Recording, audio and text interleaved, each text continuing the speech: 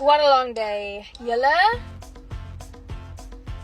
It's been a day. En ek is lekker windverwaard en dit is mal warm, so I think maybe I should just take my hair off. Okay. Dit sien cooler. Don't you think? Okay, net gou vir almal wat uitfreak en nou nie 'n klou wat sopas gebeur het nie. Hierdie is extensions deur Front Row. It's the Halo extension. Hy het sulke kammetjies wat soos in jou hare in druk. That's the word. En dan hierdie ouetjie kom hier vooroor.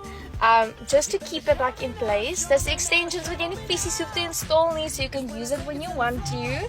And it's not fake. It's not your hair. It's yours, because you bought it.